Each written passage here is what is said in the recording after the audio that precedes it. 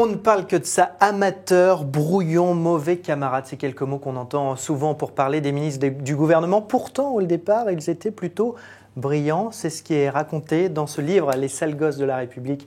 Et on reçoit les deux journalistes qui l'ont rédigé. Marie Viseau, journaliste au Figaro. Bonjour. Bienvenue à la maison. Merci. Et Cyril Lachef, journaliste à l'Opinion, ex-Figaro. Donc, bienvenue aussi, Cyril. C'est ce que je disais, on pourrait vous accuser au départ d'avoir un parti pris, notamment parce que c'est le Figaro, de vouloir taper sur la gauche. Vous racontez dès le début, Hollande a gagné parce qu'il avait la campagne la mieux préparée et parce qu'il était entouré des meilleurs, de gens brillants. Et pourtant, une fois au pouvoir, presque instantanément, vous racontez que la machine se grippe. S'il fallait résumer ce qui n'a pas marché une fois au pouvoir, qu'est-ce qui s'est passé ?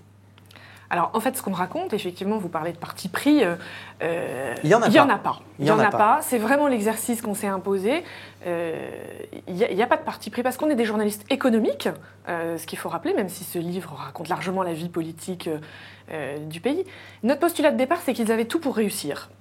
Ils étaient brillants, sur plusieurs générations, les anciens, les nouveaux, les jeunes loups, ceux qui avaient envie. Mais ils ont cru que le plus difficile, c'était d'accéder au pouvoir, que d'avoir attendu dans l'antichambre de la République 10 ans, eh ben c'était leur pinsomme et qu'après, tout serait facile. C'est leur erreur de départ.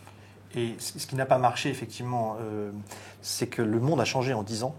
Le meilleur exemple qui est économique, c'est celui de François Hollande, qui est persuadé quand il arrive que la crise est finie. Il en est sincèrement persuadé. En fait, tout le monde lui dit ce n'est pas le cas, mais lui il en est convaincu, notamment la crise de la zone euro. Et cette crise va s'arrêter au moins 1 an et demi après son arrivée au pouvoir. Et donc on perd au minimum 1 an et demi. Et après, des mauvaises décisions. Et beaucoup d'ego aussi. On se rend compte que le gouvernement est vraiment gangréné par des problèmes d'ego. C'est un peu commun à toute cette équipe ? Ça existait déjà avant, hein, il ne faut pas se leurrer. Le problème, c'est qu'eux, ils arrivent encore une fois après 10 ans d'attente. Donc chacun veut pousser ses pions. Effectivement, on raconte des scènes assez cocasses dès leur arrivée au pouvoir. Alors on raconte l'arrivée à Bercy, des 7 ministres de Bercy, quelque chose qui n'avait quand même jamais existé. Une centaine de conseillers. Une centaine de conseillers, la bataille pour les bureaux, ça sont des anecdotes qui ont été relatées par la presse au fur et à mesure. Nous, on révèle, c'est les bisbilles quotidiennes pour être sur la photo, des chamailleries de classe. On a appelé ça les sales gosses de la République parce que finalement, ils sont attachants et ils sont brillants quand ils arrivent. Mais ils se transforment en une classe de sales gamins qui finalement se battent pour des petites choses et font oublier le fond. C'est-à-dire que les décisions qu'ils prennent, chacun est juge, elles sont bonnes, elles sont pas bonnes, qu'on soit de droite ou de gauche, on juge. Mais ils font oublier toutes les décisions par les bisbilles, les égos, les petites phrases bien ou mal senties pour dézinguer son voisin. Et finalement, ce qui se passe aujourd'hui, et ces rumeurs de remaniement qui sont quand même terriblement persistantes, c'est le résultat de ces 20 mois perdus. Ça veut dire que le casting était mal fait dès le départ ? Le casting a été mal fait au sens où, et ça c'est vraiment une faute de François Hollande, qui est son style très solitaire, finalement il a très bien mené sa campagne, mais il a très mal préparé l'après, notamment en ne disant pas aux gens, voilà quel sera ton poste. Et donc il y a une impréparation totale à la fois des hommes et de la politique qui va devoir être menée. Et ça c'est la faute originelle que François Hollande continue à payer aujourd'hui. Je rebondis sur ce que vous dites sur François Hollande. Au lendemain de sa victoire, donc vous racontez que tout le monde autour de lui attend de savoir ce qu'il va faire, quel poste il va donner. Et vous écrivez « François Hollande pénètre dans son bureau comme si de rien n'était. Ses lieutenants sont ébahis. La gauche vient de remporter les élections après 10 longues années d'absence. Et leur chef leur donne un rendez-vous matinal aussi banal que les dizaines de rendez-vous matinaux qui se sont tenus les mois précédents. » Et vous écrivez un peu plus tard, François Hollande a-t-il simplement conscience des difficultés de la tâche qu'il attend ou a-t-il du mal à endosser le costume de président de la République ? Vous n'êtes pas les seuls à raconter ça aujourd'hui. Qu'est-ce qu'il faut en tirer ? C'était pas pour lui, c'est mal préparé. Il se rend compte qu'au final, il a tellement espéré ça qu'une fois qu'il l'a, il a envie d'autre chose. Il y a un côté chanceux dans l'élection de François Hollande. Il ne faut pas oublier non plus qu'un an avant mai 2012, il était au mieux crédité de 6 à 7% au sein de la primaire PS, parce que devant, on plaçait Dominique Strauss-Kahn et éventuellement Martine Aubry. Donc il a quand même eu la chance que les deux, pour des raisons diverses devant lui, n'aient pas pu se présenter. Et donc, quelque part, il est arrivé avec son clan très resserré et il a mené sa campagne de cette manière, sauf qu'il a réussi à agréger les autres momentanément. Mais quand le jour où il arrive au pouvoir, ou finalement même cette période de transition, il se replie sur son camp, mais même encore plus que son camp, parce qu'on raconte l'histoire de Stéphane Le Foll, qui est quand même l'un de ses plus proches, qui patientera jusqu'au dernier moment pour savoir s'il devient ministre ou pas, et après, par ailleurs, ministre de l'Agriculture. Donc je pense que François Hollande a, plutôt que pas pris la mesure de la tâche, a décidé s'est dit qu'il allait continuer à gérer ça comme il a géré le PS. Pourquoi on ne sent pas d'évolution? On a beaucoup parlé ces dernières semaines de la une du Point, les sous-doués au pouvoir. En gros, on disait ils sont tout simplement incompétents. On se rend compte qu'en lisant le livre, c'est pas ça le problème. Comment ça se fait que ça ne se soit pas réglé depuis leur arrivée au pouvoir? Alors, je pense que le quinquennat le paralyse. Changer une équipe trop vite, dans un quinquennat, on peut a priori en changer qu'une fois, ou alors 2 fois, mais il faut vraiment qu'il y ait panique à bord. Et donc, il est un peu coincé par ce tempo. Il aurait 7 ans devant lui, il aurait pu faire un ajustement assez rapide en disant, après, j'ai quelques 5-6 ans pour le faire. Et donc, il s'achète du temps dans l'espoir que sa bonne étoile, finalement, lui montrera le bon chemin.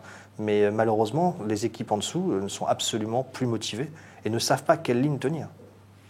Bien qu'il ait pris conscience quand même récemment du problème des sales gosses, justement. Quand les députés de sa majorité, quand Rebsamen...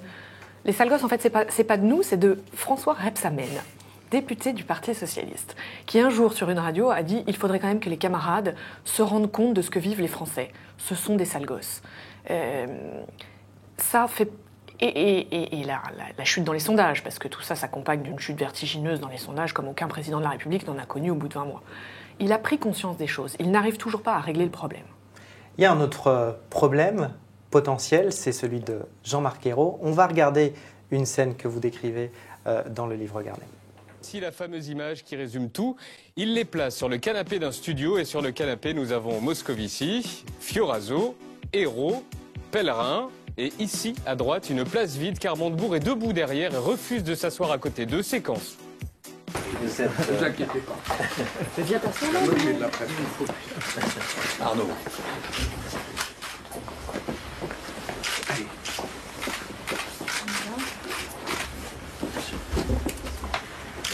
On va se décaler.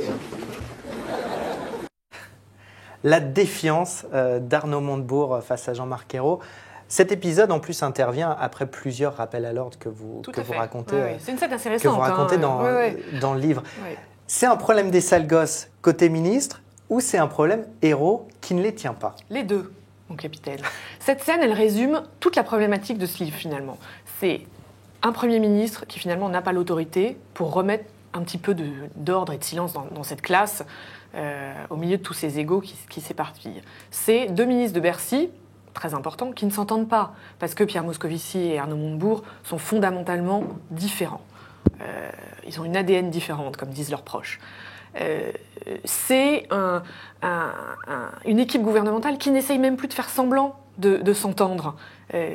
Donc toute la problématique et la situation, encore une fois, dans laquelle on est aujourd'hui, elle résulte de ça. Et moi j'ajouterais, alors peut-être que ça peut paraître technique, mais en réalité c'est fondamental et ça pourrait changer dans les prochains mois. Regardez sur ce canapé combien il y a de ministres.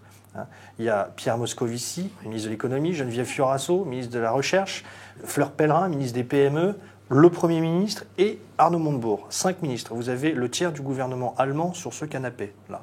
Juste, en gros, tous à Bercy, sauf Geneviève Fioraso. C'est une classe pléthorique, tellement d'élèves que de toute façon, on ne peut pas les contrôler. C'est vraiment comme si vous étiez dans une classe surchargée, tout prof craque.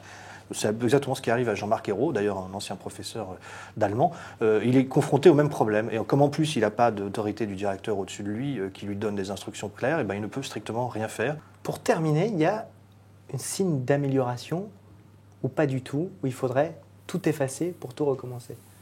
Ils ont commencé à prendre un petit peu la mesure du problème, c'est ce que je vous disais tout à l'heure. Déjà sur le fond, quand même, au début de l'année, il y a eu un virage, le fameux tournant social-démocrate qui a été pris, derrière lequel tous les ministres se rangent. Ça faisait longtemps qu'on n'avait pas vu une telle solidarité avec, en coulisses, ce qu'il faut de commentaires plus ou moins agréables sur ce virage pro-entreprise, parce que tout le monde n'est pas du tout pro-entreprise dans ce gouvernement, mais au moins tout le monde se range derrière le président de la République sur ce coup-là. Après, est-ce que c'est cette équipe qui va pouvoir mettre en œuvre cette politique? C'est la question qui se pose de plus en plus. Moi, je vais être un peu plus polémique que Marie. Je pense que la gauche est déjà épuisée du pouvoir au bout de 2 ans. Alors, on le voit parce qu'il n'y a plus tant de monde que ça à mettre à des postes importants comme ministre. Et surtout, derrière. Ça peut paraître sous l'iceberg, mais c'est fondamental. Ça veut dire qu'il n'y a pas plus de tête pensante chez les hauts fonctionnaires de gauche capables de mener une politique, qu'elle soit social-démocrate ou très à gauche, peu importe. Et ça, c'est très inquiétant pour les 3 prochaines années. Ça risque, pour le coup, même si on efface tout le logiciel, derrière, de vite repatiner.